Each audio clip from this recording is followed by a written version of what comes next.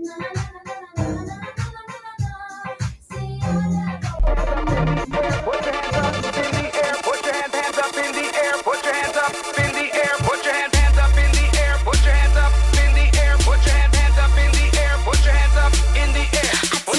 into something, I work hard then I play. I be chillin', but I'm business, call me boss lady. Don't be jealous, my hustle, cause I'm killing all day. I be flexing my muscles, I don't care what they say. See the watch, see the Benz, I could spend my money. So much dough, so much bread, I could have a bakery. Watch out, I'm in my zone, hand me the microphone. They say when in Rome, yep. Me and my crew, although we made it well, we on top. We keep on pushing, bars are raising. We don't stop, no one can replicate the magic that we unlock. Cause we on top. Put your hands up in the air, put your hands up in the air, put your hands up in the air, put your hands up in the air, put your hands up in the air, put your hands up in the air, put your hands up in the air.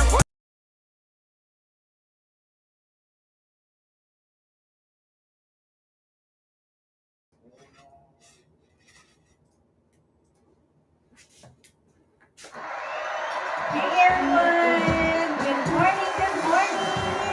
Buenos dias! I hope everybody's having an amazing end of 2024.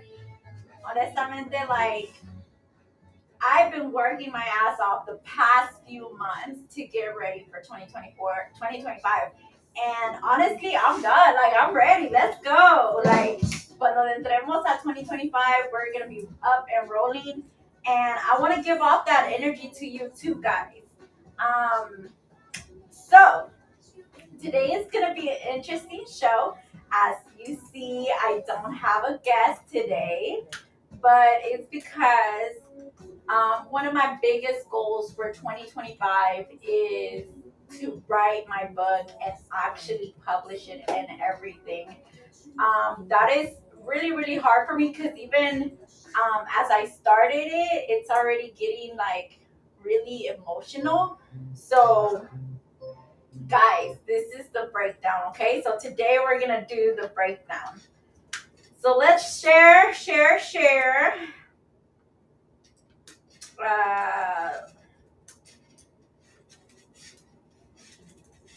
Let's go.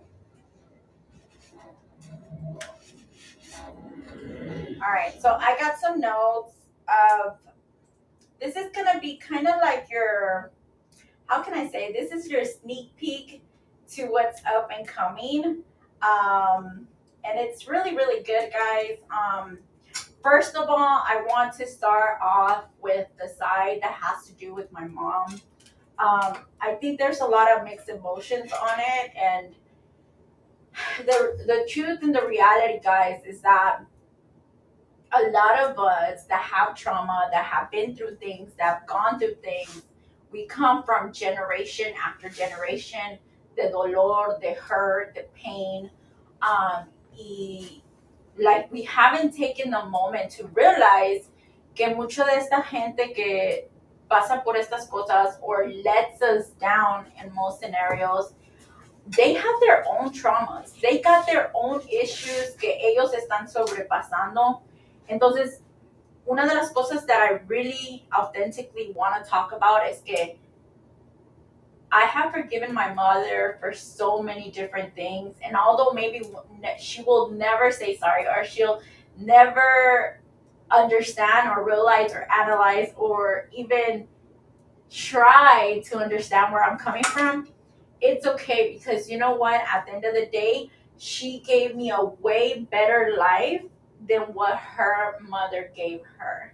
And my mother, when she came to the States, ella no conocía a nadie. Ella vino like conociendo ni un soul, okay? No sabía el lenguaje, no conocía a nadie, and she was 9 months pregnant, guys. Can you just imagine that scenario? Like, and at this time, the only thing she knew to do was door knock, and she started working for free. She started working for free just for shelter, just so she can make sure that her daughter was born somewhere that wasn't the streets. And so her sacrifice was not only just coming here to raise me, but she left 12 kids in Salvador. She left them behind because of the war, because of everything that was going on. And can you imagine as a mother leaving your kids behind and not having a choice?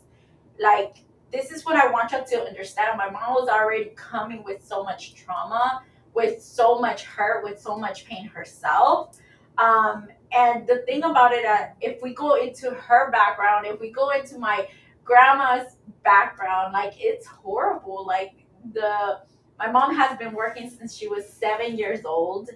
And unfortunately, the people that had her working as a maid had hired her only to babysit and ended up requesting more of her. And to the point to the guy took advantage of her. And she got out of that house until she was at age 14. So for 7 years she worked there, and the only reason or la razón que se pudo salir was the fact that she got married. And the guy that she got married was not a very good guy. He was a drunk, but that was her way out.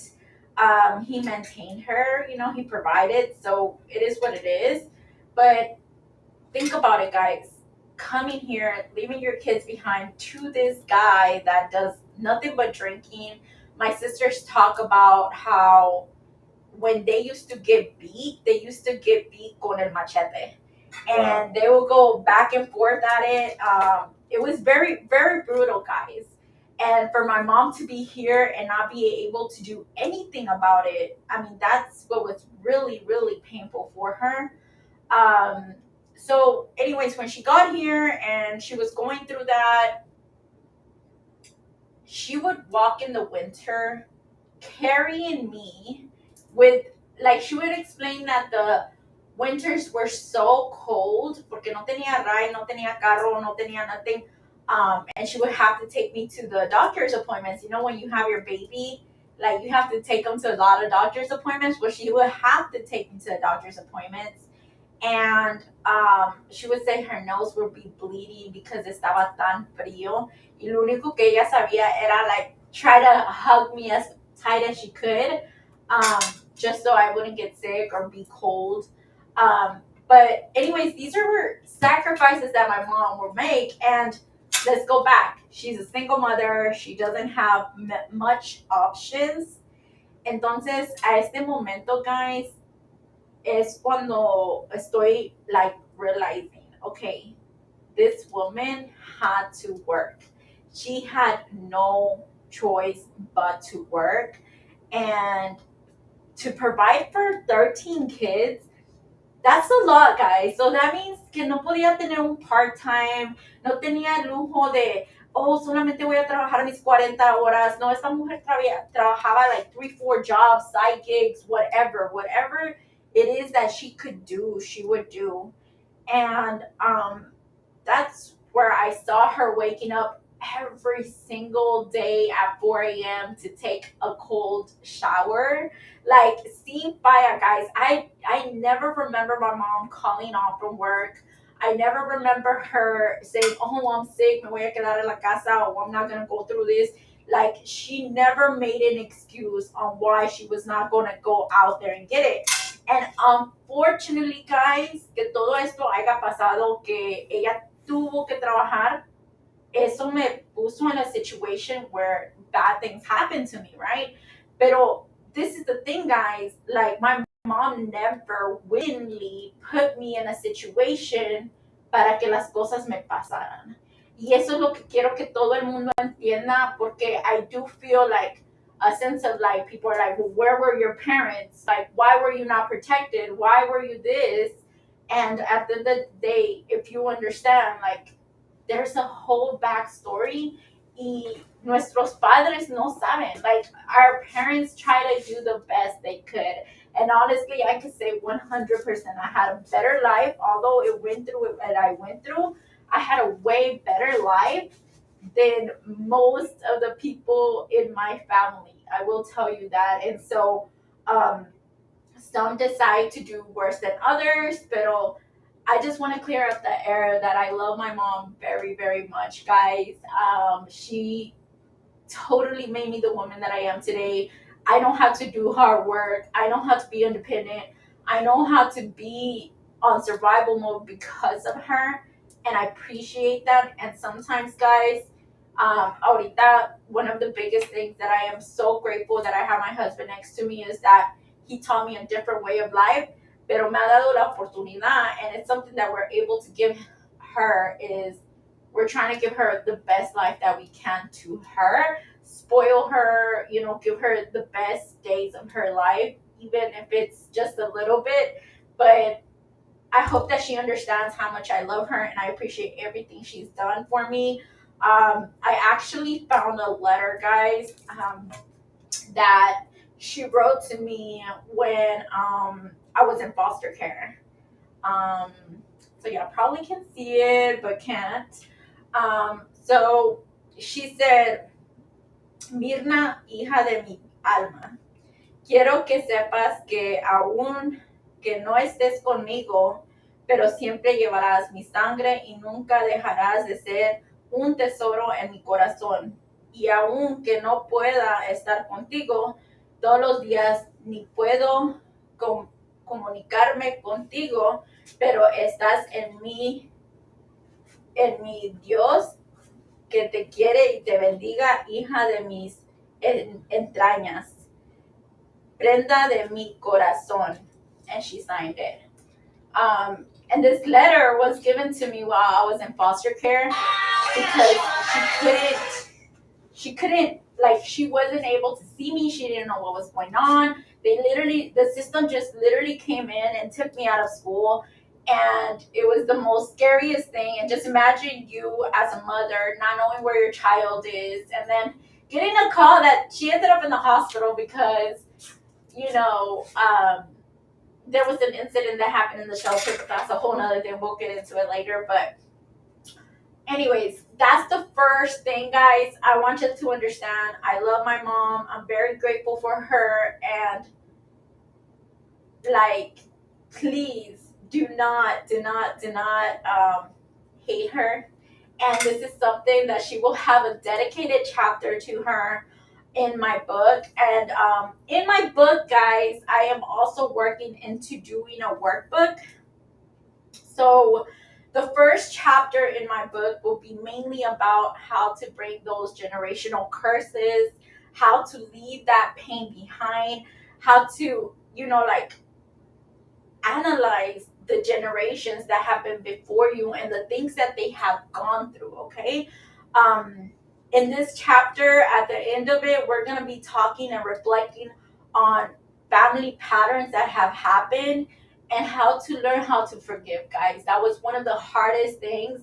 I remember going to church when I first walked in Christianity, and I was like, no entiendo cómo tenemos to forgive someone. Like, they freaking hurt us. They did the worst of the worst. How are you going to tell me that I need to forgive them? And it was very, very hard concept.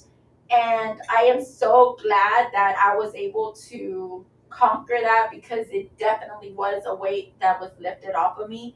Y agradezco a toda esa gente que me ha ayudado en teaching me how to forgive and let go of pain that does not belong to me.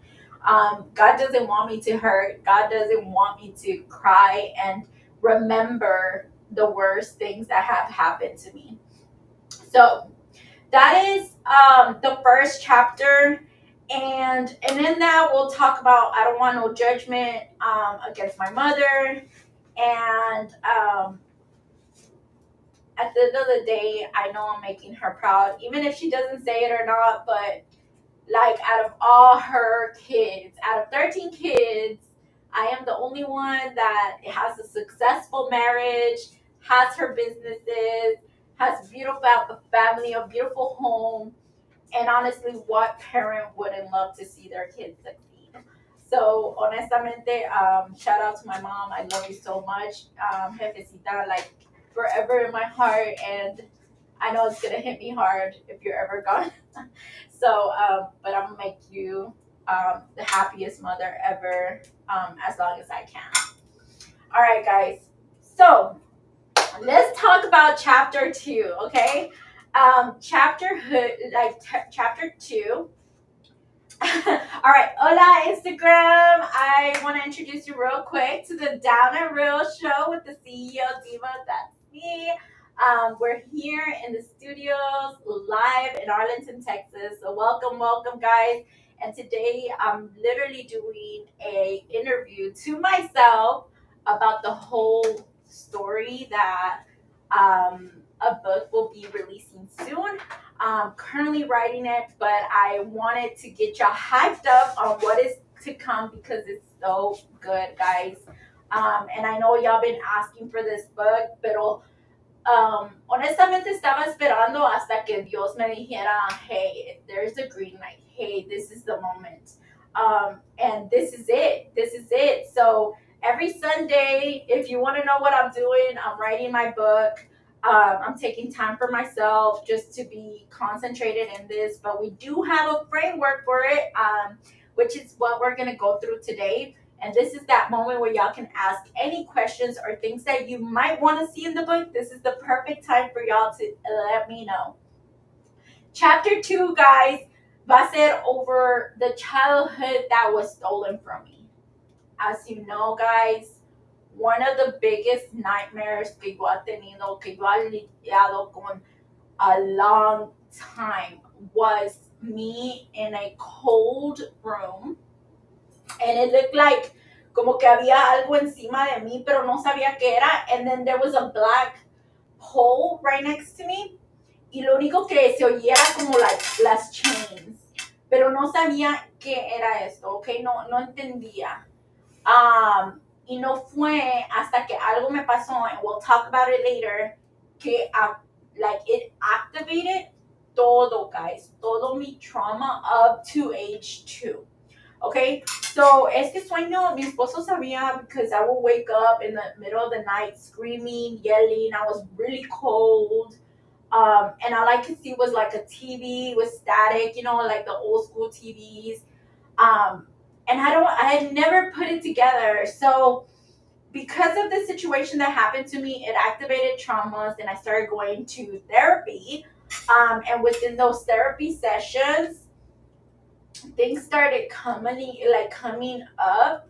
And right around the same time, guys, I actually was put back into contact con familiares that were like taken away from me. I guess they were pushed away from me because of whatever reason. They were threatened that immigration would be called on them if they try to help me, okay?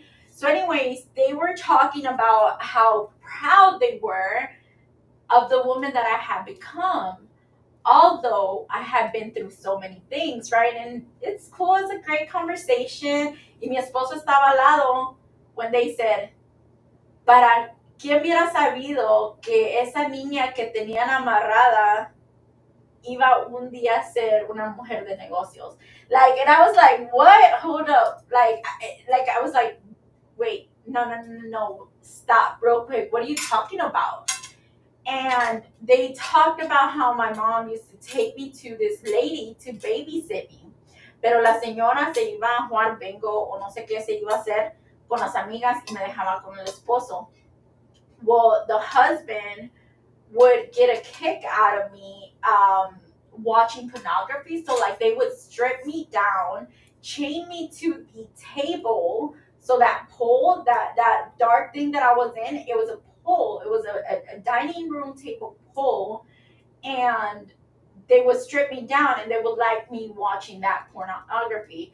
And although they didn't touch me or do anything, that's the kick that they will get out of it. And it was one of those things where it was like, it hit me hard because it's like everything came clear as day. Guys, I don't know many people that remember what they were doing at 2. I sure don't. Pero when I tell you that flashback y todo se me hizo like clear as day, I almost fainted. My husband grabbed me real quick, and it was just really sad. Like, I wish I could protect that 2-year-old. I wish que yo hubiera estado allí. Like, I wish I could be that person, right? And that's what I strive for, guys. Like, to be that woman that can be there for others.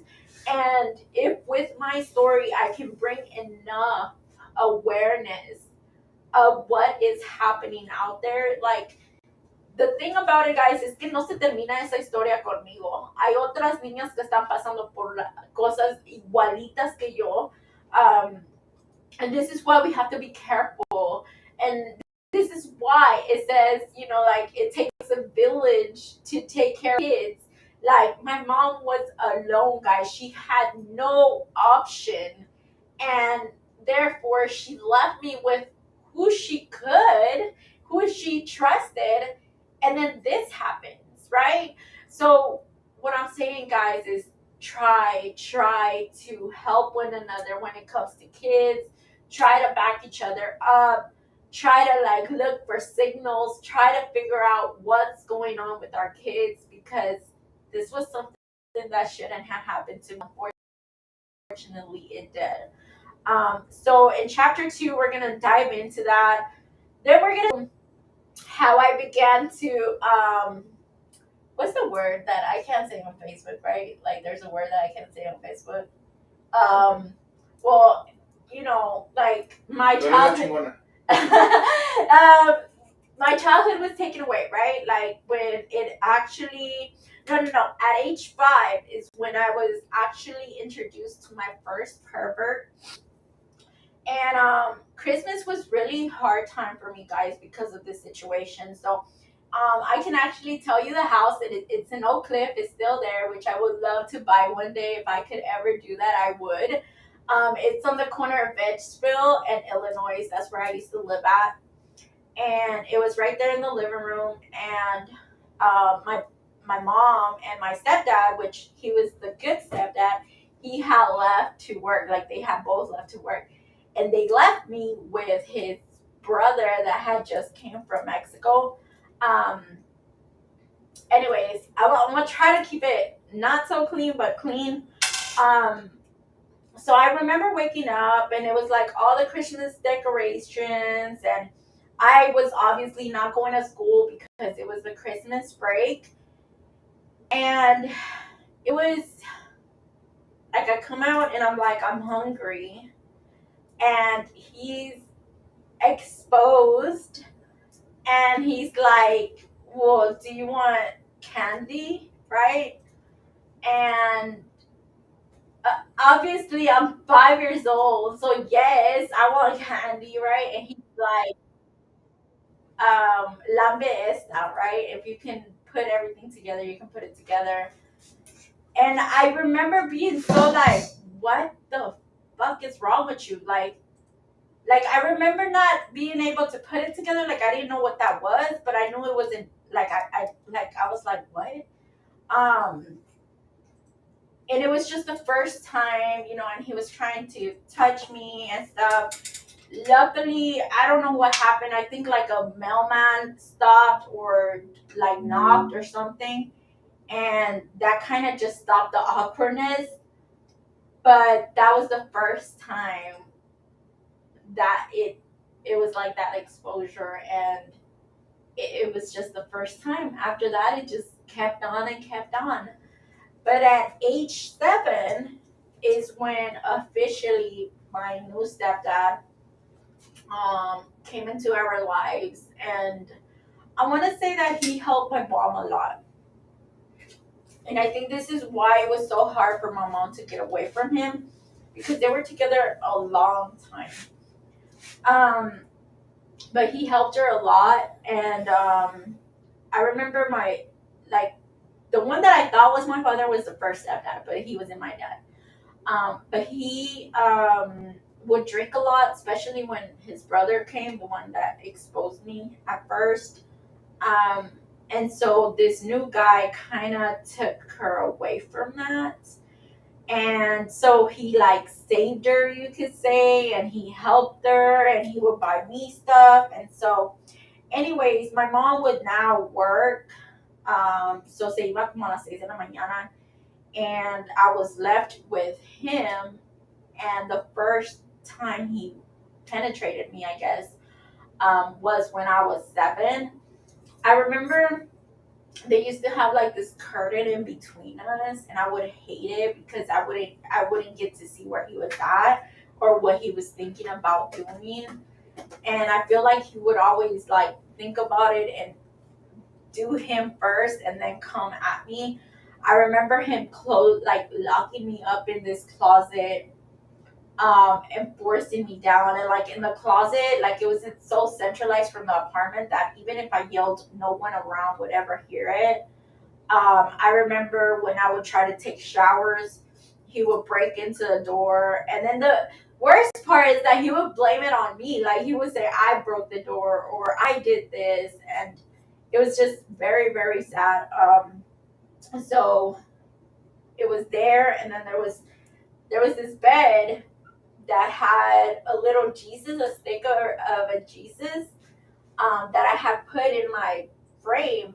And so every time he was raping me, I would just look up to that Jesus.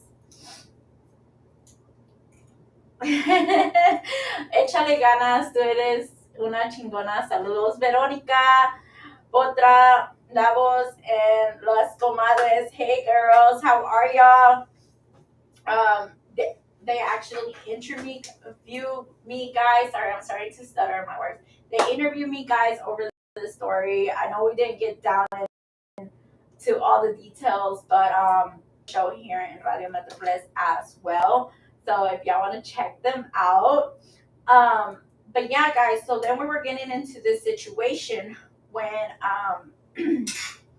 when I would look up, that was like my safe zone. Like, how can I say, guys? Like, have you ever been in a situation where you don't want to be there and you kind of zoom out, and now you just don't feel anything, you don't hear anything, you're kind of just zoomed out? That's kind of what started happening. And I think that's when I started learning how to build this wall. And so that kept going. And this is what I talk to kids about.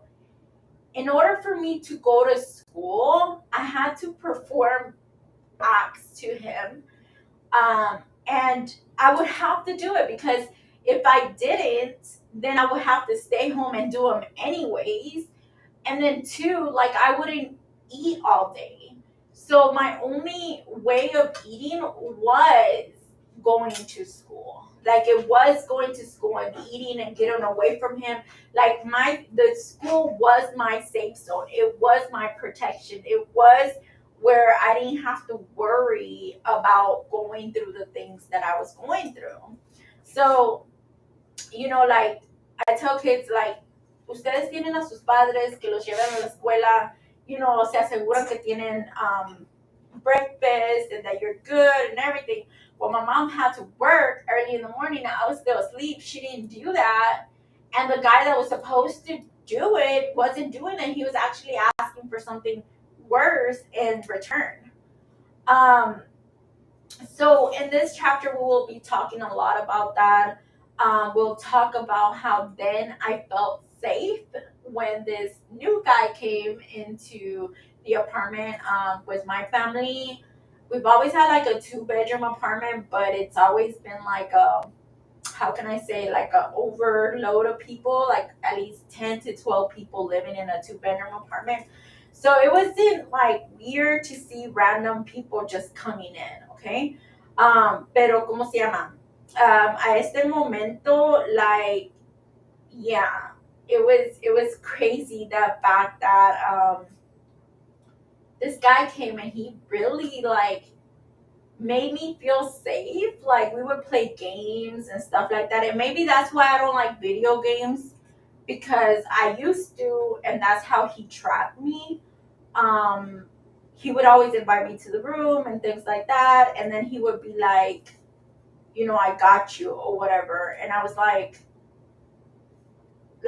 I felt safe porque el otro hombre ya no me tocaba or wouldn't even be able to get close to me because now this guy was around. So it just felt safe, okay? So with that being said, I started you know, like encariñándome, you could say, with him and whatnot. And that's when I got pregnant at 11.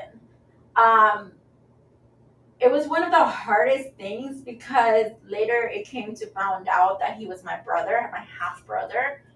And it was like, okay, what do I do? And instead of my family guiding me or show me a different way, like now my brothers were here and stuff like that. So especially like my sister, like I confided in her, and her best suggestion was like, well, you're gonna have to go live with him. And I did. I actually, at 11 years old, I became his woman, um, cooking, cleaning, all that stuff. Not only that, but he was a drug dealer in the apartment, so I was selling for him as well. Is when I was getting exposed to all the gang related stuff that he was going through. That's how I met a lot of the people. And then when I guess like in school, I want to say that they started realizing I was pregnant. Like they started calling the, you know, like the cops started getting involved and whatnot. And then, but they weren't really involved. Like, how can I say this? Like, it was just mainly me by myself. And so, anyways, then I have my kid, and that's the end of my childhood. Like at that point, there's no more little Myrna. She's a straight up adult. So after 11, guys, my adult life began. Like that's it. And so in this chapter, guys, I really want to work on identifying and addressing limiting beliefs. And the reason for that, guys, is porque this is the point where I felt like I was not worth anything. No había, like, there was no hope. I mean, de una cosa se pasaba a otra cosa, en peor. Like, nada se mejoraba. Se miraba que yo era, like, the worst person ever. Like, at this point, my family, like, looked down on me. It felt as if they hated me. It was just one of those situations where I just didn't see or feel like I had any purpose here, really. Honestly, that's kind of what it felt like. So, at this point, sorry guys, I'm like fixing it over here. At this point, you know, I just want to say, like, there's so many limiting beliefs that I had within me and that I built in me that I had to break from. Okay, that this transformation journey that I did, I had to break so many limiting beliefs like that. You're useless. You're worthless. You're never gonna live up to nothing. You're like, you know, la vergüenza de la familia. Like you're this, you're that, and it was so hard, guys, to even hear those words at 11. And so I want to help others learn how to break from those things. All right. Sorry, I'm losing my voice. At chapter 3, we're going to dive into how the system failed me. Like I was stating, so at 11, like the laws weren't really involved. They weren't really doing much. I think it was until I actually had my son, which, by the way, so they deported my brother. And that brought me to, like, stressing, like I mean, the whole situation was already stressful. And mind you, I was not getting no prenatal care. So I'm 11 pregnant, and I had just turned 12, and they just deported this man, and my family's talking all this damn shit to me. And I'm going to school, and school is not normal to have a baby at 12. Like, all these things. I'm walking around pregnant. I'm walking to school pregnant. Like, it's a lot. So my baby was actually born at 6 months. He was 2.1 pounds, guys. Can you like imagine get chiquitito? He is like, he was tiny, guys, tiny. And it was one of those things where it's like there was too much going on that there was just no way that I would be able to handle it. So I did go through an emergency C-section, which was not just your regular. I actually went through a vertical C-section. So usually it's horizontal, but mine is vertical, and it was emergency. They just had to put me in through it because I remember going through labor. And I remember not even my own family was the one that called the ambulance, but the neighbors next door, because I was screaming, and yet I don't know if everybody was drunk or what, but like nadie me escuchó en el apartamento. Like it was crazy. So the next door's neighbors, they had really much love for me, and they came out and they're like, "What's going on?" You know, da da da. And I remember they were the first black family that we actually became tight. And they're like, "What's going on, Brenda? You know, like, let's put you." And I wish I can see them again. Shout out to them if they know who they are. I don't remember their names, unfortunately. But they put me in the ambulance. I get to the hospital, and they're like, "She's going through labor. She's not going to be able to have this child. We need to put her through an emergency C-section." And it was horrific. Like, it was I just remember so many doctors and so many nurses rushing, and then I get put on a epidural that scratches my disc. Okay, so I have really bad back problems because they rushed into it, and then the C-section. I mean, it was just all kinds of crazy. And my son, I was not able to hug him or touch him until like a week later because they flew him across to downtown Dallas to an ICU that was able to attend to him because they weren't able to do that here. It was a lot, guys. It was a lot of going back and forth. Where's my son? Da da da da da.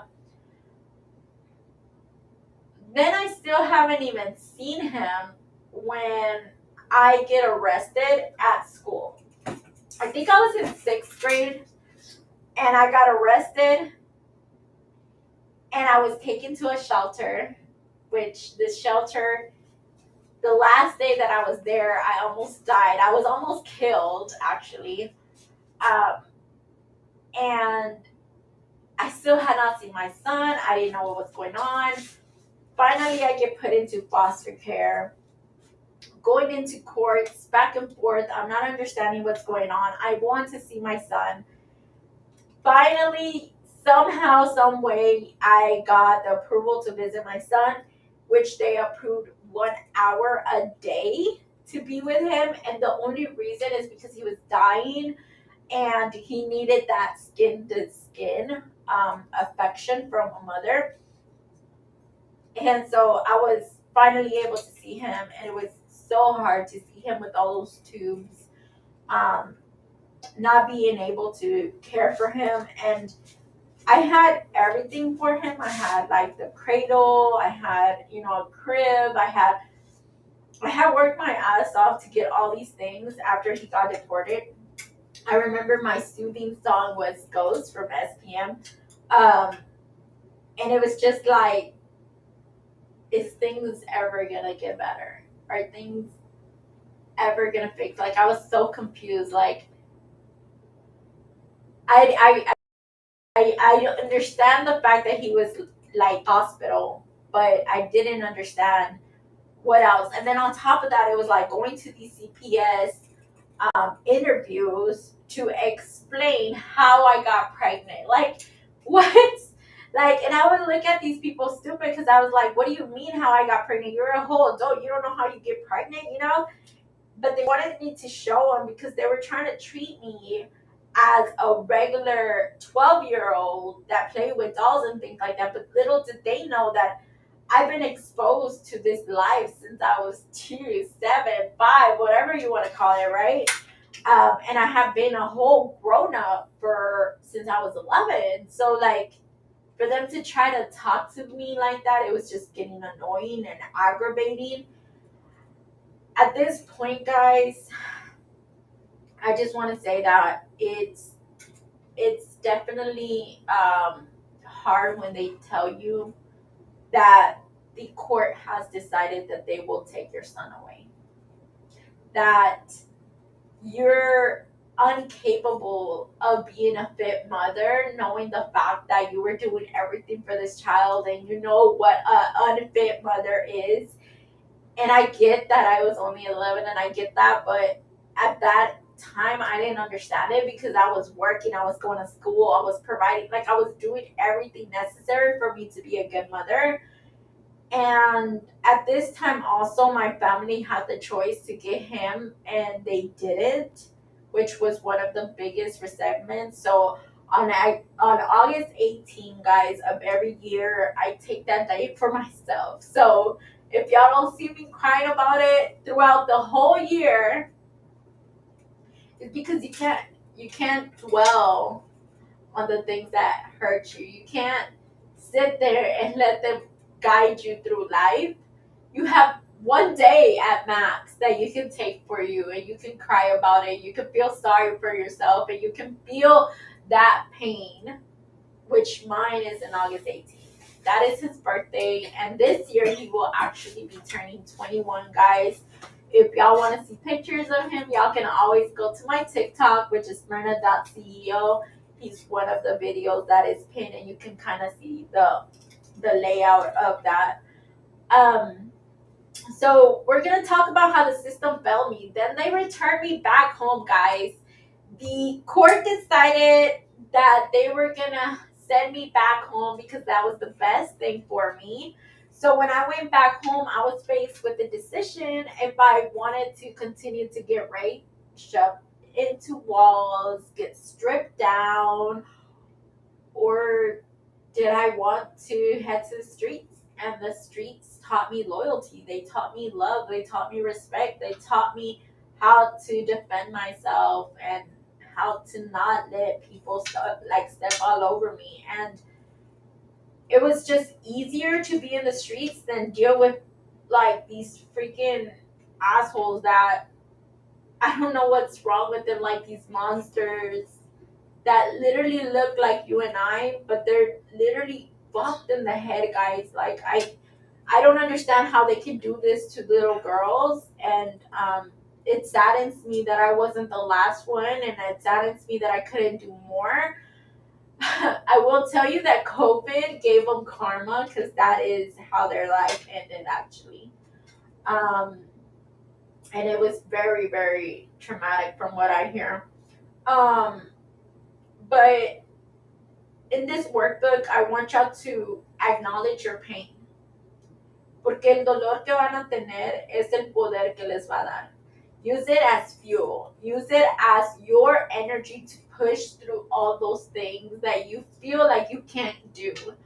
Because that's the way that I was able to go through life, like pushing through that pain, like stating that I was never going to let them ever hurt me again, that they weren't going to be able to pull with me, like, and I don't know, guys, it's one of the hardest things, but acknowledge your pain because that's how you're going to find your strength.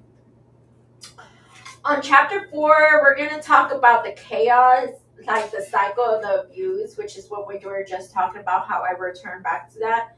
And learning how to protect myself. I did a lot. I was always in fights. I was always in the streets. I was that girl that was in the middle of the streets at 2 a.m., 3 a.m. I was not only hustling drugs, but I was hustling females.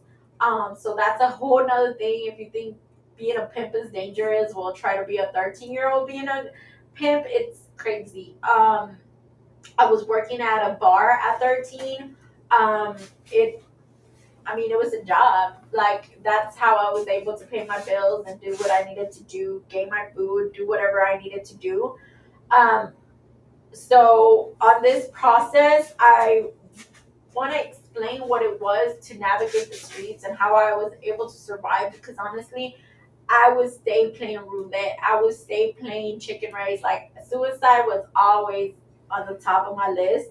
And I am beyond grateful that God was with me throughout this journey, throughout this time, because he truly, truly saved me from everything, like dodging bullets. I mean, I remember being like on a freaking car in the middle of the winter, dodging the helicopters. I mean, I remember jumping into a truck because I had just crashed this guy's car into a hole in Web Chapel. That's my place. But anyways, we're gonna talk about how we're gonna be evaluating your environment and making changes in this chapter. Making the changes for you to become better because um, if I would have been in a different environment, maybe things would have been different. And I'm so glad that I was able to take my daughter away from that because I truly was so close to staying there and her life would have been totally different. Chapter 5, we're going to talk about becoming untouchable, guys. This is where I learned my hustler mindset and I learned how to not only survive but thrive, okay? Um, all the lessons that I learned in the streets, somehow they benefited me later on. And I want you to know that everything you're going through is for a reason. Although you might not feel it or you might not understand it right now, I promise you that you're going through it. Like don't question it because God knows. God knows exactly where you're supposed to be, what you're supposed to be doing. Like just hang on and you'll figure it out. So at this point, we want to talk about building your confidence and celebrating those small wins, guys. If I would have known how to celebrate the small things that I was going through, I mean, I would have realized I was chingona from the beginning instead of all the way towards the end of my teens. But it's a journey, guys, and we're learning. And what I want out of this book is for you to hear my story, but not only live it with me and hear it and feel it, but I want you to also go through your own transformation because I know damn well, guys, I am not the only one that has gone through trauma, that has gone through these things. So these next chapters is awakening motivation. So my biggest motivation in life was my daughter, guys. She is the reason. I mean, she was God sent. She was an angel I needed in my life. It wasn't because of her. I would not have been where I'm at now. It was very, very painful that I had to put her through so many situations, but we were in our last drive-by and I was able to look back and she was probably 4 or so and she was eating her Happy Meal and bullets were flying and she was like, it was the most normal thing to her, guys. And that's where I wanted more. Aunque yo no sabía que era más, like I wanted more. And that's when I went back to school and I did all 4 years of high school and graduated and learned like, yo, like you're a girl, you're the shit. What are you doing dealing with these people, right? Like you need more in your life and you deserve more. And unfortunately I didn't know the whole concept at that time, but in this section we're gonna learn how to set goals and how to create those habits that are going to create you to take the first step. Because al final del día, guys, all you need to do is take that first step and do it. Like, stop making excuses, find your motivation, find your drive, find the reason why you cannot fail at this, and just freaking do it. Alright, so preguntas, ¿en qué momento decidiste cambiar? ¿Qué te hizo cambiar o querer ser diferente? ¿Qué es lo mejor que te ha pasado desde que cambiaron tus caminos? Well, alright, so the first question, guys, that's kind of where we're at right now. So, básicamente cuando miré mi hija estar atrás, estábamos en la drive-by, so había like gunshots flying everywhere.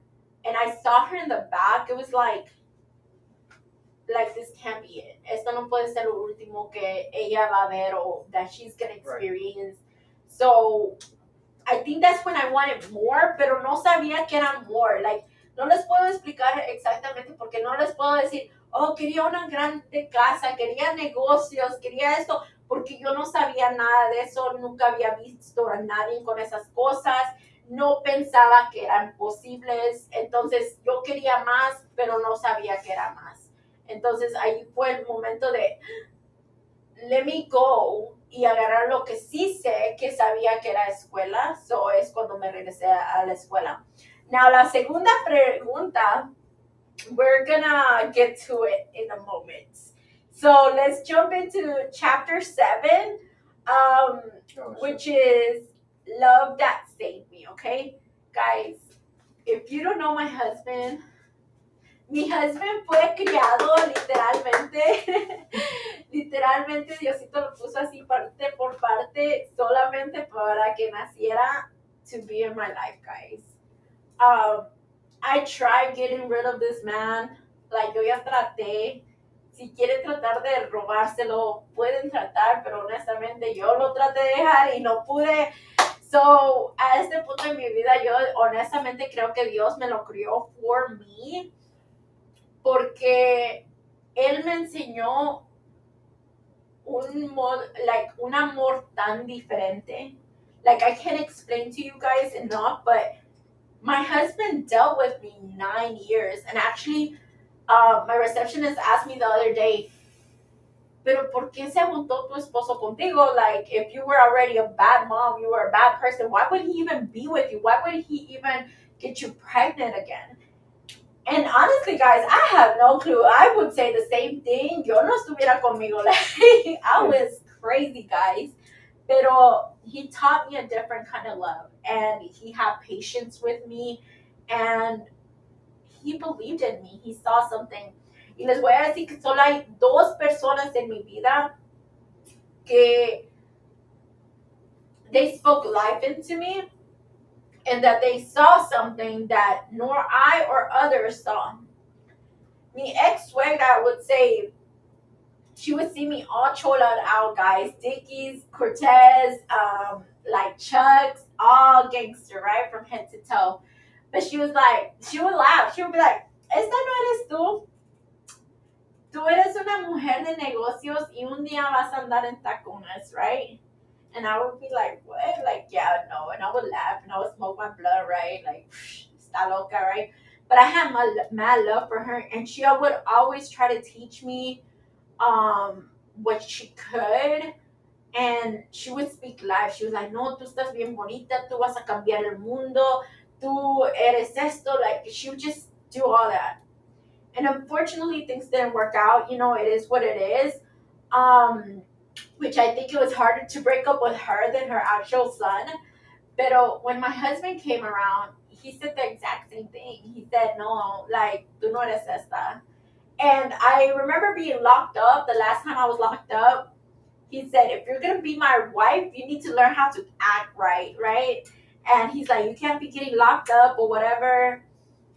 And, like, I got my shit together, but it wasn't until 9 years later, guys, that he said 10 years before that, he wanted to, he would say, like, I was supposed to be in offices.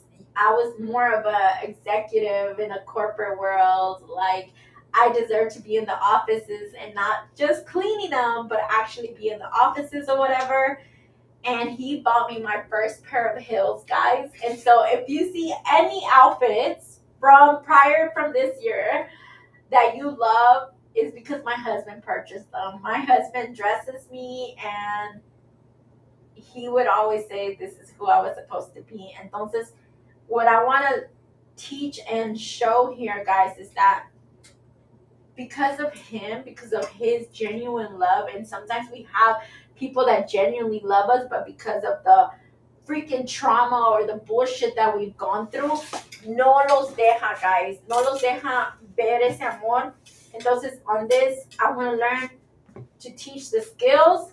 I want you to build a new identity, recognize the support, and leveraging relationships. And guys, we're coming to the end, so I'm going to rush through these, okay?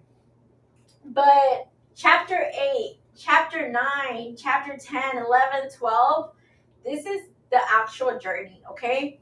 We're going to talk about facing depression, facing and building a life that is worth living, okay? Like, yo pensé que antes estaba viviendo la vida y no estaba viviendo nada. Like, literalmente I was in zombie mode, levantándome for what?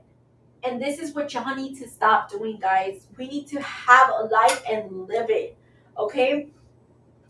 I am so grateful that my husband came into my life, because I would say he not only saved me, but he saved my daughter and my other daughter, and broke and helped me break this generational curse of horrible relationships, living, love, and betrayal, because now I know what it is to be loved as an actual woman, what it is actually to have a man in my life.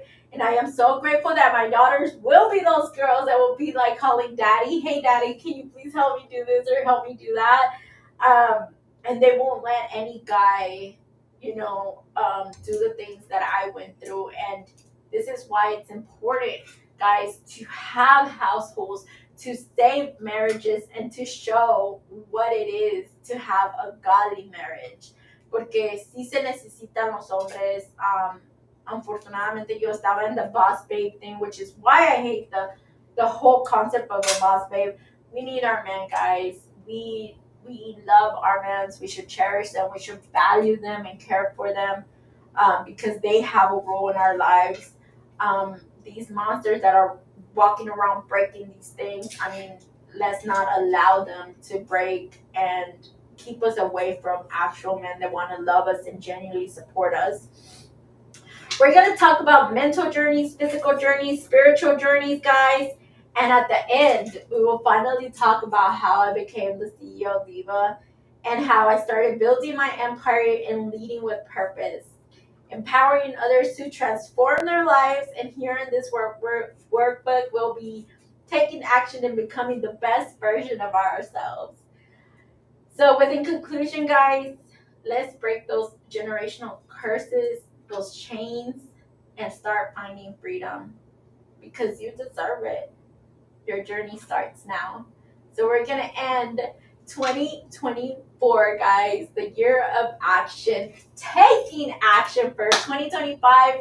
Ya estamos listos y vamos a empezar nuestra propia journey, and we're going to do that now. So start becoming the best version of you guys, and look out for my book that will be coming out this year. Super excited, guys. Don't feel sorry for me. Feel proud for me, because that's what I'm going to do for you. No excuses. Empezamos 2025.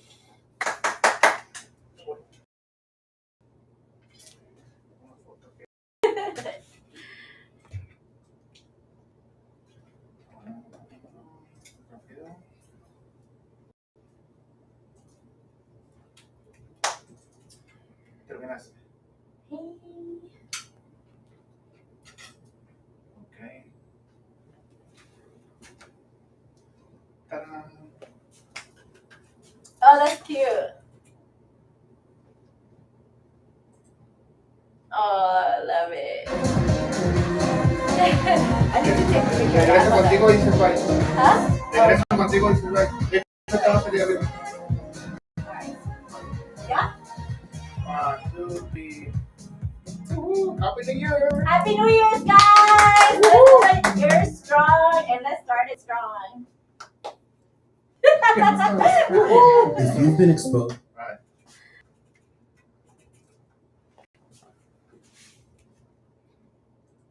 Love it.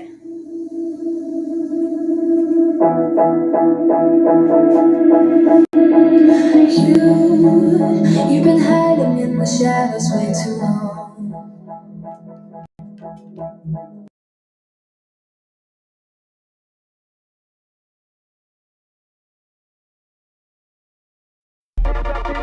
Put your hands up in the air. Put your hands up in the air. Put your hands up in the air. Put your hands up in the air. Put your hands up in the air. Put your hands up in the air. Put your hands up in the air. I turn nothing into something. I work hard and I play. I be chillin', but dumb business call me boss lady.